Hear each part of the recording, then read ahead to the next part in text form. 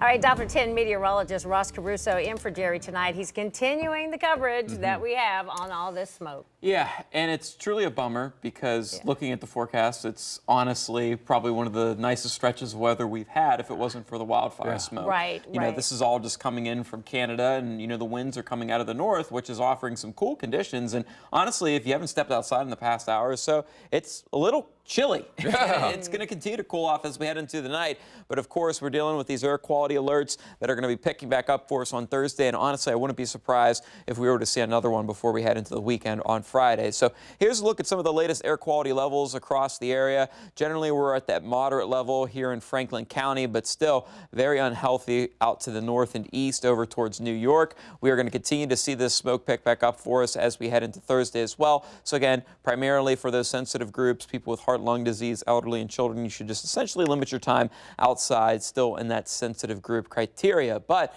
the latest forecast in one of our high resolution models, now that we're within, 36 hours of going into the day on Friday, we are starting to see some hints at potentially seeing some of the smoke pick back up as we head into the day on Friday. Not only are we going to see more and sufficient enough to lower the air quality for us on Thursday, but watch as we head into Thursday night going into Friday. It looks like we could see another layer of this smoke pick up before we start to see this system slowly move to the east. That's the problem with when we're talking about something has a lot of implications with an area of low pressure that is really not moving a whole lot, because there are a lot of changes that can happen in just a day's time. Much like when we're talking about severe weather forecasts, winter forecasts, even with something like this, there are things that can change in just a matter of 6 to 12 hours with the latest model updates. Now, we are staying dry. We're going to continue to see dew points into the 30s, very dry out there, and as a result, these temperatures will be flying down into the upper 40s heading into the overnight. It's 54 right now up in Mansfield, 52 in New Lexington, 50 in Athens, and 50 over in Zanesville. Still 59 here in Columbus,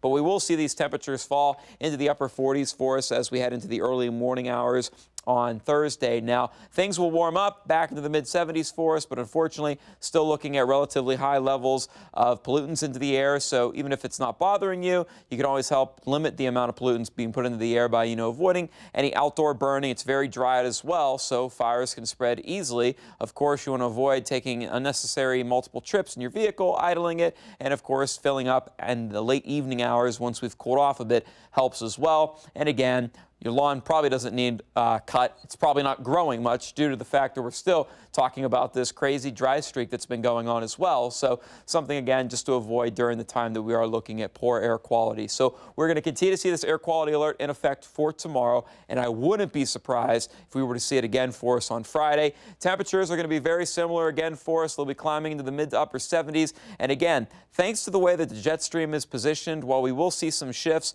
as we head into the end of the week, it's going to be slow, and by the time we head into the weekend, we're going to start to see some improvements as we see some shifts in the jet stream becoming more so out of the west. That's going to cut off a lot of this smoke that's been the trajectory of which it's been pushing down to the south. So it's going to take some time, but it is looking like we will see those improvements mainly during the second half of the weekend, especially when we see some rain, and hopefully some promising rain for us to not only aid and help to distribute, plenty of water across parts of central Ohio that have been dealing with drought conditions, but to also improve the air quality. And then it looks like things will cool off a bit with more unsettled weather as we head into next week.